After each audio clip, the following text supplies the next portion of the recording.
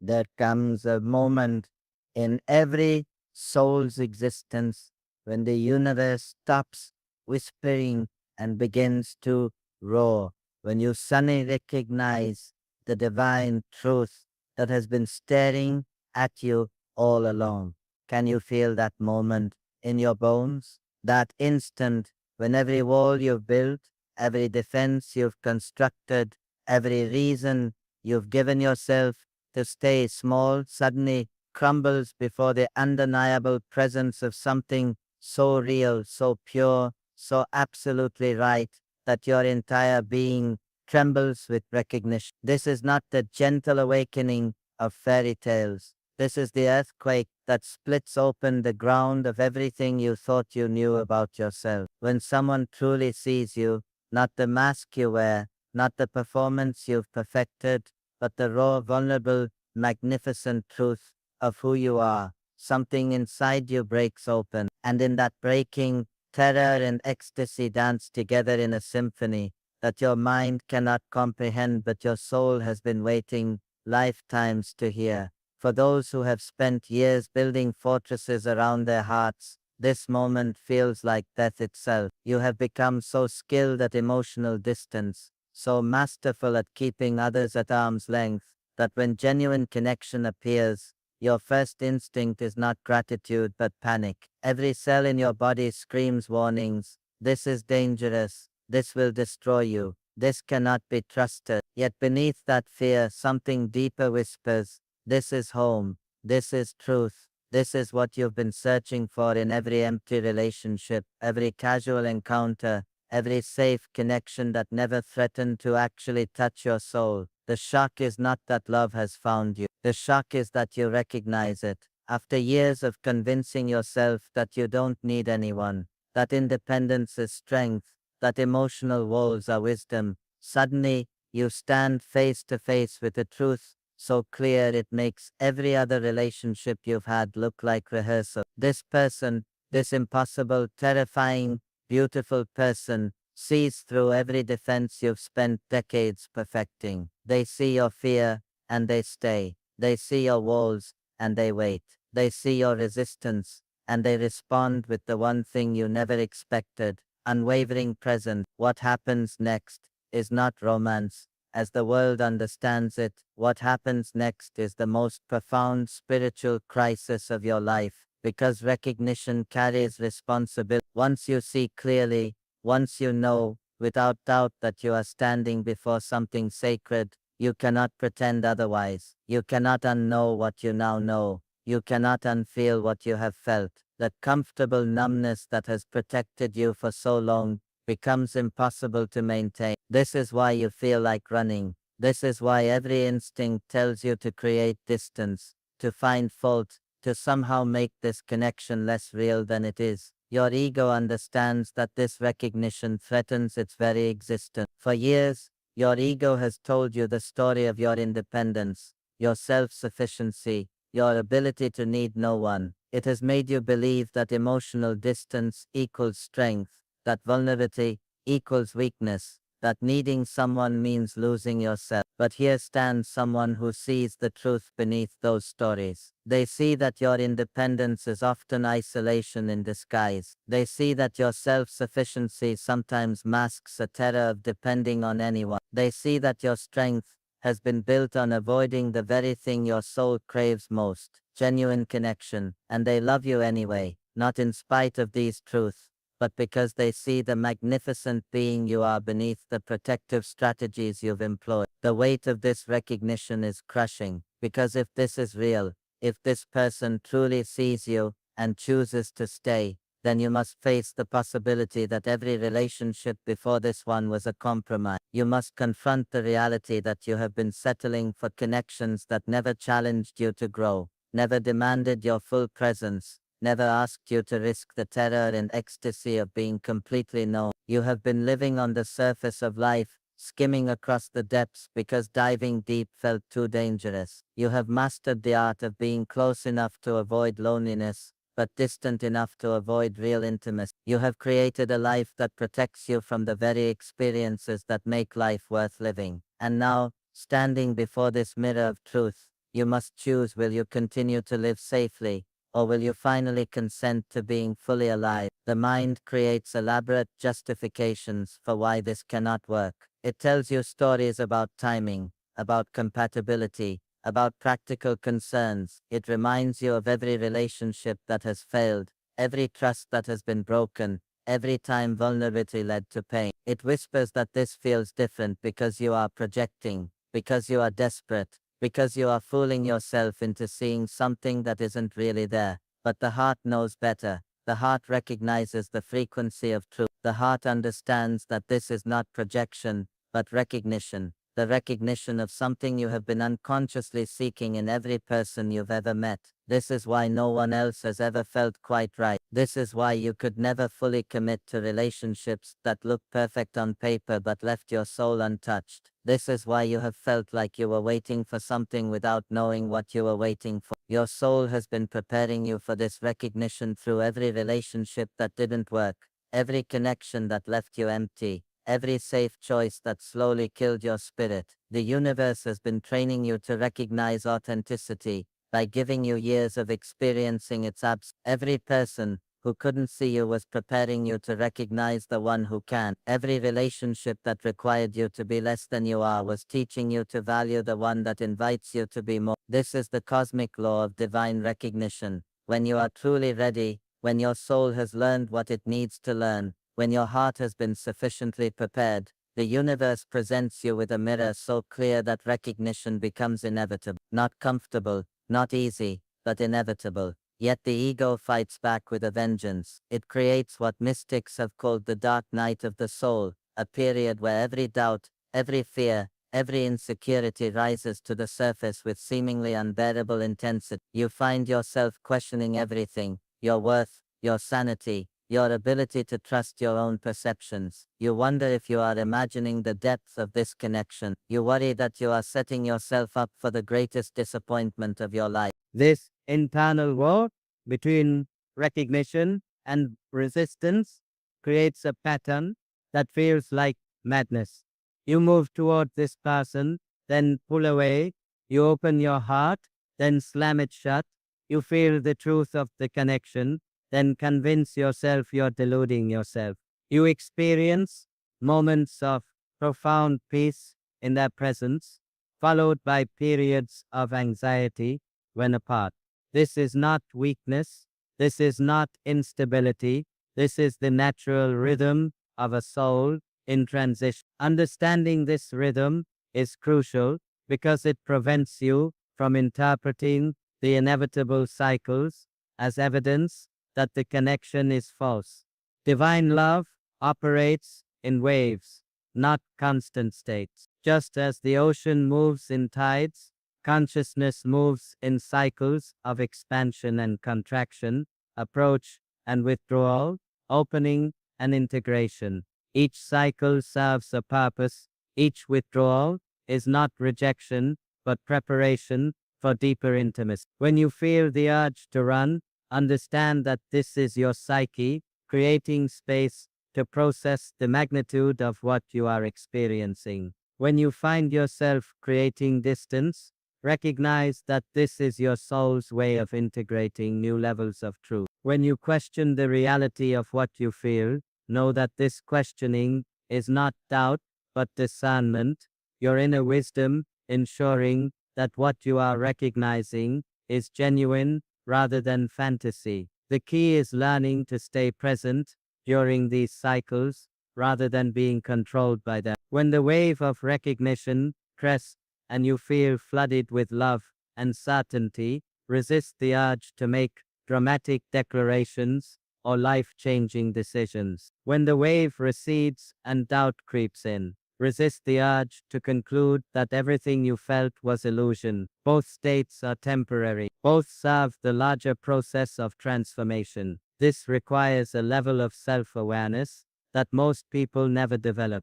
You must learn to observe your own patterns without being enslaved by them. You must develop the capacity to feel your feelings fully without making them the basis for all your decisions. You must cultivate the wisdom to distinguish between the voice of fear and the voice of intuition, between the ego's terror and the soul's knowing. Begin each day with stillness. Before you check your phone, before you plan your schedule, before you engage with the world, sit quietly and connect with the deepest truth you know. Ask yourself, what is real beneath the stories my mind tells me? What remains constant beneath the changing emotion? What would love do in this situation? Practice the discipline of conscious breathing throughout the day. When fear arises, breathe into it rather than running from it. When doubt appears, breathe through it rather than being overwhelmed by it. When the urge to create distance surfaces, pause and breathe before acting on impulse. Your breath is the bridge between your conscious mind and your deeper wisdom. Use it deliberately. Cultivate the practice of honest self-reflection without self-judgment. Notice when you are moving toward connection and when you are creating distance. Notice what triggers your defensive patterns and what opens your heart. Notice the difference between genuine intuition and fear-based reaction. This noticing, without trying to fix or change anything, creates the spaciousness necessary for new patterns to emerge. Most importantly, develop faith in the process itself. Trust that this recognition has not come to torture you, but to liberate you. Trust that your soul would not present you with an impossible situation. Trust that the very qualities in you that recognize truth in this person are the same qualities that will guide you through the transformation. This recognition demands. The universe has already chosen you for this awakening. The only question remaining is whether you will choose the universe in return. Begin today with one conscious breath, one moment of surrender, one small act of trust. Allow yourself to be changed by what you have recognized. Allow yourself to become who you are always meant to be. The path forward requires courage, but you are not walking it alone. You are walking it toward the very truth that has already recognized itself in you. In the presence of ultimate truth, everything false within you must die, and this death feels like the end of the world, until you realize it's actually the beginning of life. Who were you before this recognition shattered every assumption you held about yourself? Can you even remember that person anymore? Or do they feel like a stranger whose clothes no longer fit? This is not metaphorical death. This is the actual dissolution of every identity you have constructed, every story you have told yourself about who you are, every limitation you have accepted as permanent truth. When divine love touches your soul, when someone sees you so completely that hiding becomes impossible, the false self cannot survive the exposure. It dies not from violence, but from irrelevance, like shadows disappearing when light floods a room. You wake up one morning, and the person who has inhabited your body for years feels foreign. The goals that once motivated you seem hollow. The relationships that once satisfied you feel empty. The activities that once brought pleasure now feel like going through motions you no longer understand. This is not depression. This is metamorphosis. You are not losing your mind. You are losing your limitations. The terror comes because you have identified so completely with the false self that its death feels like your own extinction. You have confused your defensive patterns with your personality, your coping mechanisms with your character, your survival strategies with your true nature. When these structures begin to crumble, you panic because you think you are disappearing. But what is actually happening is that you are being born. Think of the caterpillar that must dissolve completely within the chrysalis before the butterfly can emerge. There is a moment in this process when the caterpillar is neither caterpillar nor butterfly. It is simply soup, simply potential, simply the raw material of transformation. This is where you find yourself now, dissolved, formless, becoming something entirely new, while grieving the loss of something that was never actually you. The loneliness of this phase is unlike anything you have experienced. You no longer fit with your old friends, because you cannot pretend to care about the things that once consumed you. You cannot relate to people who are still asleep, because their concerns feel distant and artificial. Yet you have not fully become who you are becoming, so you cannot yet connect with others who have completed this transformation. You exist in the space between worlds, belonging fully to neither. Your family notices the change and worries. Your colleagues wonder why you seem distracted. Your friends ask if you're all right because the person they knew seems to be fading away. How do you explain that you are more all right than you have ever been, even though you feel more lost than you have ever felt? How do you describe that you are dying into life rather than dying away from it? This reconstruction of identity happens in layers, like the slow formation of a pearl. Each day brings subtle shifts in your values, your desires, your understanding of what matters.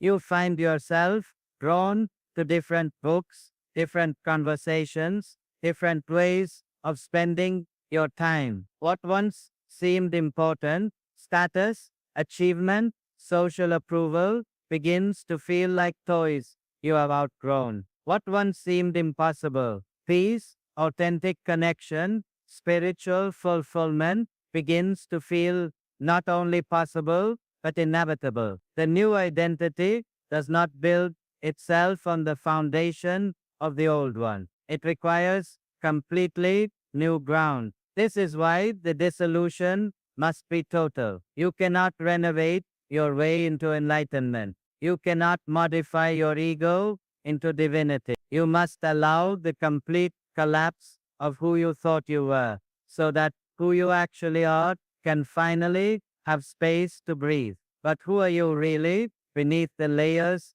of conditioning and protection? You are the awareness that observes all thoughts without being defined by any of them. You are the love that remains constant beneath all the changing emotion. You are the peace that exists even in the midst of chaos. You are the infinite consciousness that has been playing the role of a limited human being so convincingly that you forgot it was just a role. This remembering does not happen all at once. It unfolds according to divine timing, which operates by laws entirely different from human impatience. Why does profound recognition appear in your life at this moment rather than 10 years ago when you thought you were ready? Why does transformation unfold so slowly when every cell in your body is screaming for immediate change? The universe operates on the principle of perfect timing, even when that timing makes no sense to your rational mind. You were not ready 10 years ago, even though you thought you were. Your soul needed every experience, every relationship, every disappointment, every awakening that led to this moment. Divine timing ensures that you encounter what you need precisely when you are capable of receiving it without being destroyed by it. Consider how the seasons, spring cannot be forced in the middle of winter. No matter how desperately you long for warmth, the earth must complete its full cycle of rest, germination, and preparation before new life can safely emerge. Your consciousness follows the same natural law. The recognition that began your transformation appeared because your soul had completed the necessary preparation, even if your mind had no idea this preparation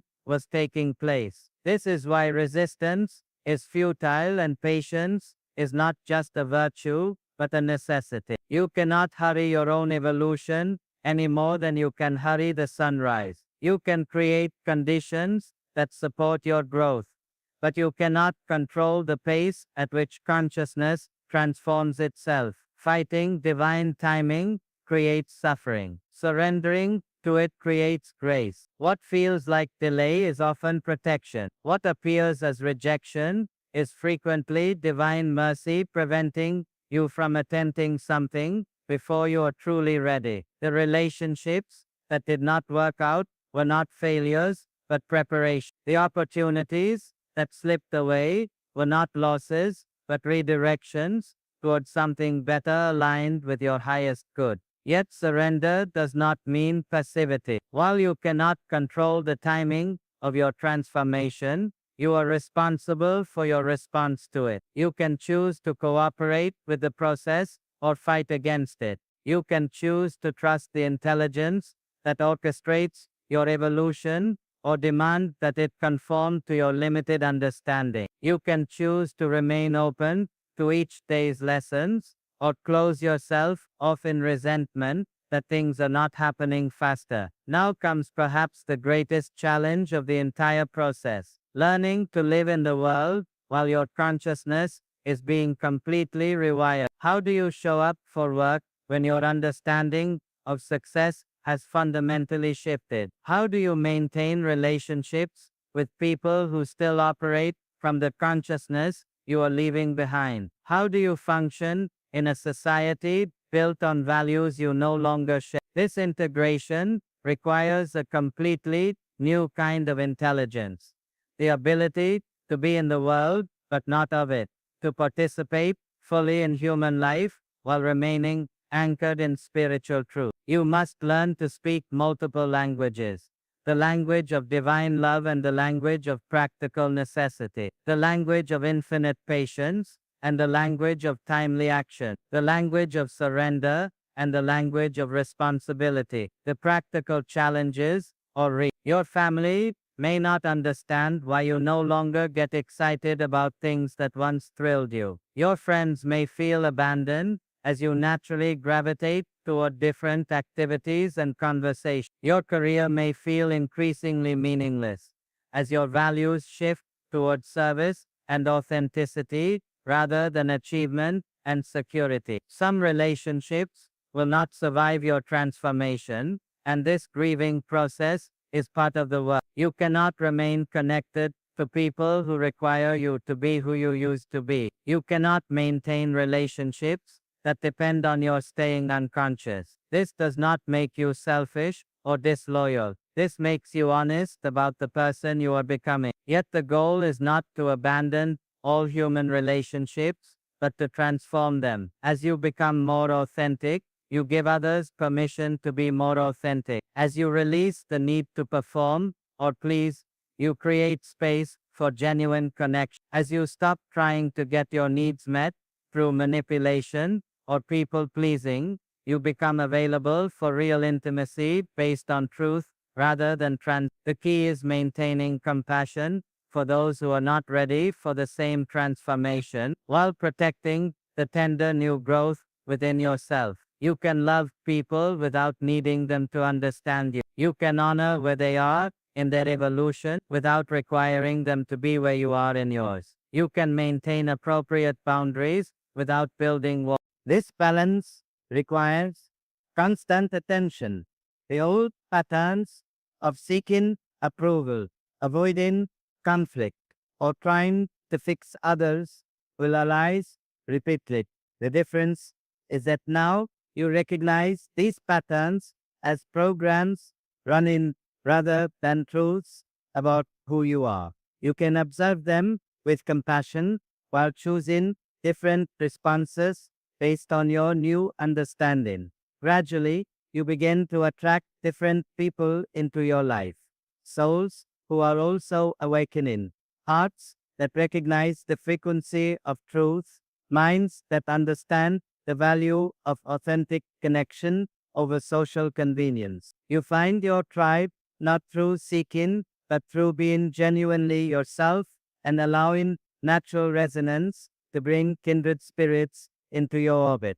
But transformation is never just personal. Divine recognition always carries within it the seed of service. As your consciousness expands, you begin to understand that your individual awakening is part of a larger awakening happening across the planet. You realize that your healing contributes to collective healing, that your liberation serves universal liberation. This service does not necessarily look like teaching or preaching. It may be as simple as bringing presence to your daily interactions, as basic as responding with love when others react with fear, as fundamental as being genuinely yourself in a world full of pretense. Every act of authenticity ripples outward. Every choice for love over fear contributes to the transformation of consciousness that is occurring everywhere. You begin to understand that you were never just healing for yourself. You were healing the ancestral patterns that created your wound. You were breaking the cycles that have been repeating in your family line for generations. You were transforming not just your own consciousness, but contributing to the evolution of human consciousness. This understanding brings profound purpose to even the most difficult aspects of your transformation. The death of your false self serves not just your liberation, but the liberation of all beings trapped in similar illusion. Your willingness to face your fears gives others permission to face theirs. Your commitment to truth makes truth more available to everyone you encounter. Transformation is not a destination, but a way of traveling. Each day offers new opportunities to embody the truth you have recognized. Each interaction becomes a chance to practice being who you are becoming rather than who you have been. Each challenge becomes an invitation to respond from your new understanding rather than your old programming. Trust the process that has brought you this far. Trust the intelligence that orchestrates your evolution. Trust that every aspect of your transformation, even the parts that feel like dissolution, serves your highest good and the highest good of all life. The person you were before this recognition served their purpose perfectly. Now it is time to become who you were always meant to be. Recognizing divine truth is the lightning. Living divine truth daily is the steady rain that transforms the desert of ordinary existence into the garden of extraordinary being. How many of you have had profound spiritual insights that faded by Tuesday morning? How many times have you felt the presence of infinite love only to lose it in the chaos of daily demands? The gap between peak experience and practical living is where most souls get lost. You touch the face of God in meditation, then lose your temper in traffic. You feel overwhelming compassion for all humanity, then find yourself irritated with your neighbor. You recognize your divine nature in moments of stillness, then spend the rest of the day completely identified with your ego's drama.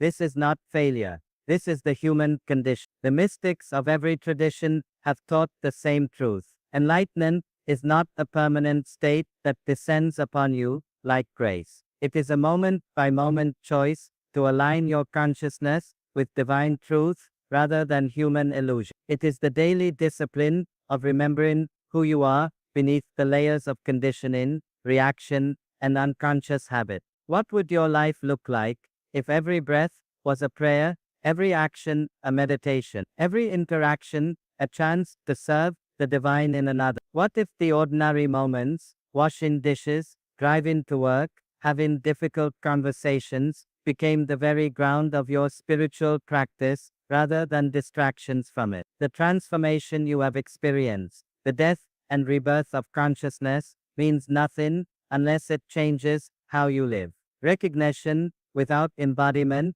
is just spiritual entertainment. Insight without integration is just intellectual curiosity. The real work, the work that actually transforms your life and serves the world, happens in the mundane moments, when no one is watching and there is no immediate reward for choosing love over fear. This requires a complete reimagining of what spiritual practice actually is. Most people think spiritual practice happens in special places, at special times, with special clothes and special words. But the masters know that spiritual practice is the art of remaining conscious during the washing of dishes, the changing of diapers, the paying of bills, the handling of difficult people who trigger every defensive pattern you thought you had transcended. Your bedroom becomes your temple when you begin each day with conscious awakening rather than unconscious rushing. Before your feet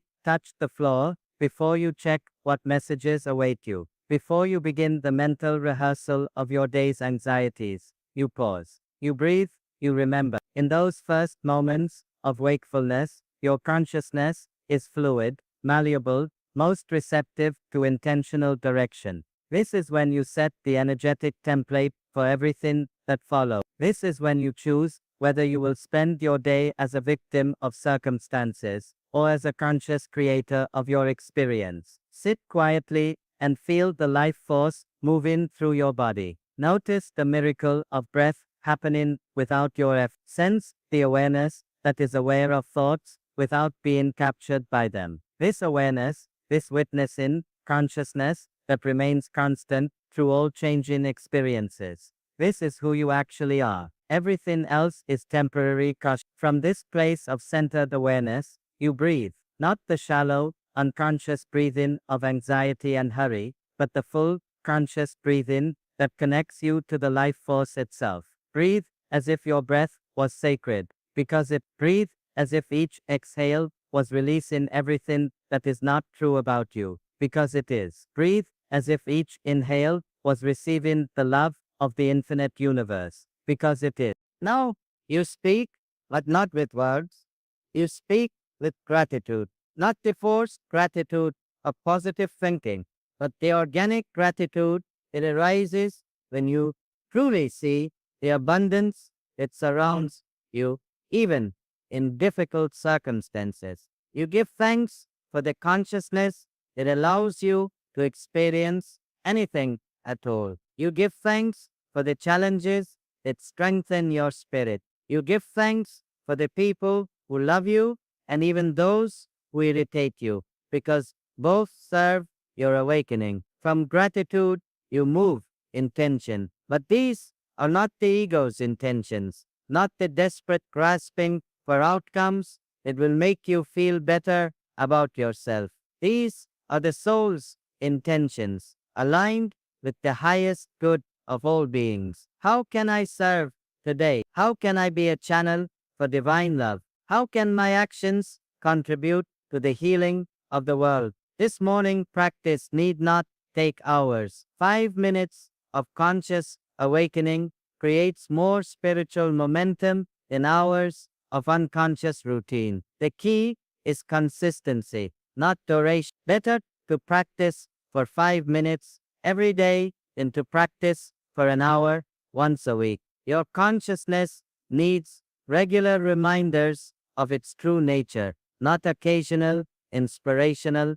Now you enter your day, but you carry the morning's awareness with you like a sacred flame. It must not be allowed to die. Every transition becomes an opportunity to return to consciousness. Every red light becomes a chance to breathe consciously. Every ringing phone becomes a bell of mindfulness, calling you back to presence. Watch how quickly unconsciousness creeps back in. Notice how effortlessly you slip into automatic pilot, driven by habit and reaction rather than choice and awareness. This noticing is not self-criticism. This is simply the practice of awakening, the moment-by-moment work of remembering who you are beneath the trance of ordinary consciousness. When someone cuts you off in traffic, you have a choice. You can react from the old programming of anger and victimhood, or you can respond from the new understanding of compassion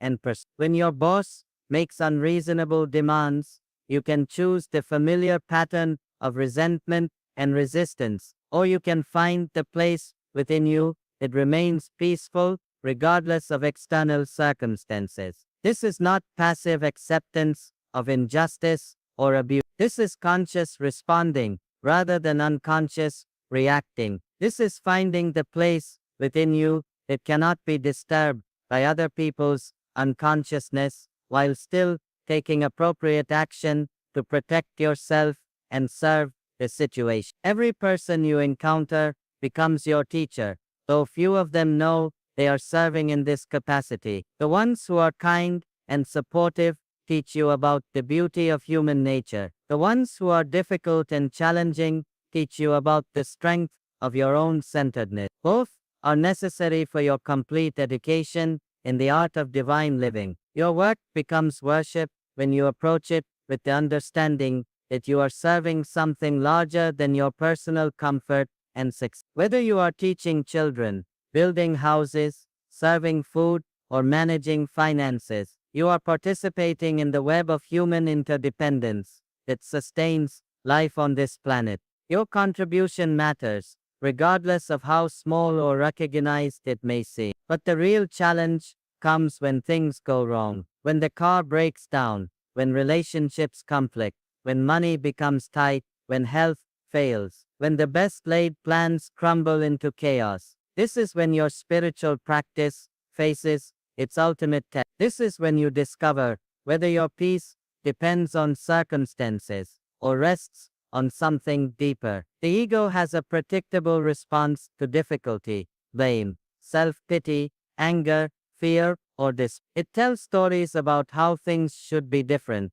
how you are being treated unfairly, how life is too hard, how you cannot handle what is being asked of you. These responses are not wrong or shameful. They are simply the automatic programming of an untrained mind, meeting the inevitable challenges of human existence. But you are no longer at the mercy of automatic programming. You have developed the capacity to observe your reactions without being controlled by them. You can feel anger without becoming angry. You can notice fear without being paralyzed by it. You can experience sadness without drowning in it.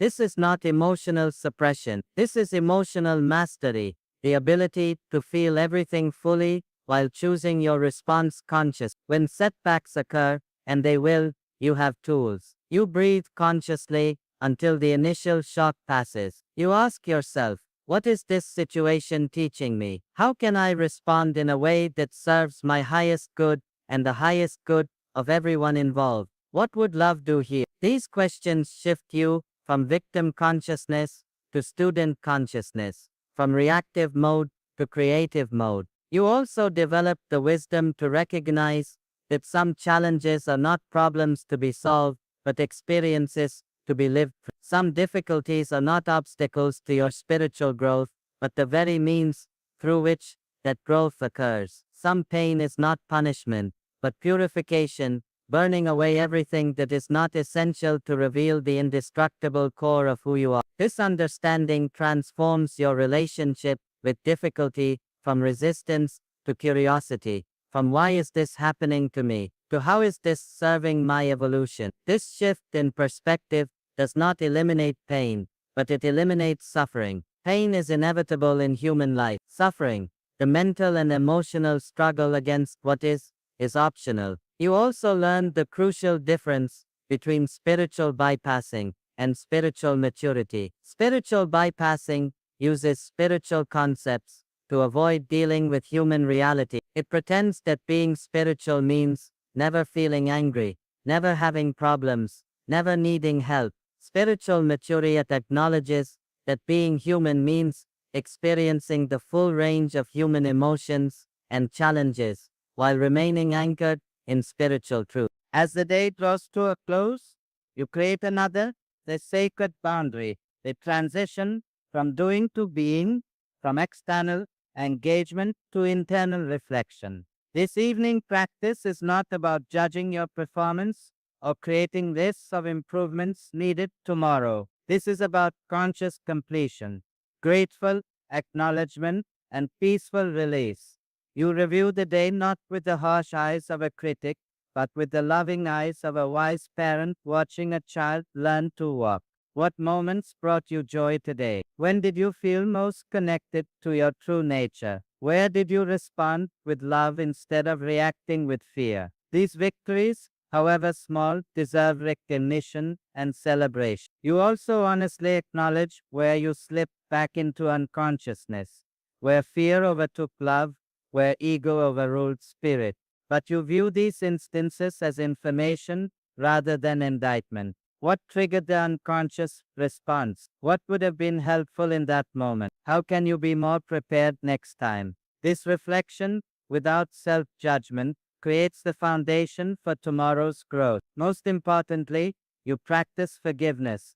Forgiveness of others who may have acted unconsciously. Forgiveness of circumstances that did not unfold as you wished, and especially forgiveness of yourself for all the ways you fell short of your own spiritual ideal. Forgiveness is not condoning unconscious behavior. Forgiveness is releasing the burden of carrying resentment, which only perpetuates suffering and blocks your access to love. You end each day the way you began it, with gratitude. Not gratitude for only the pleasant experiences, but gratitude for the whole day exactly as it unfolded. Gratitude for the lessons learned, the strength developed, the love shared, the service offered. Gratitude for the opportunity to be conscious in a world where most beings live in various degrees of unconsciousness. Gratitude for being part of the awakening that is occurring on this planet, even when your contribution feels small and imperfect. This daily rhythm,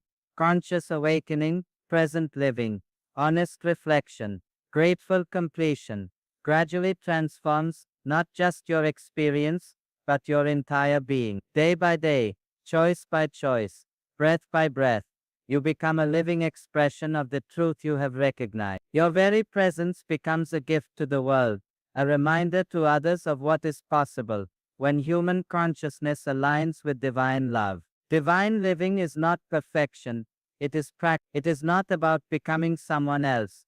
It is about becoming who you have always been beneath the layers of conditioning and fear. It is not about achieving a permanent state of bliss. It is about finding peace in the midst of constant change. It is not about escaping human life. It is about sanctifying human life through conscious participation. Begin again tomorrow. Begin again right now. The divine in you recognizes the divine in all existence. In that recognition, transformation becomes not just possible, but inevitable. Your recognition has changed everything. Now let your daily discipline make that change permanent, practical, and profound.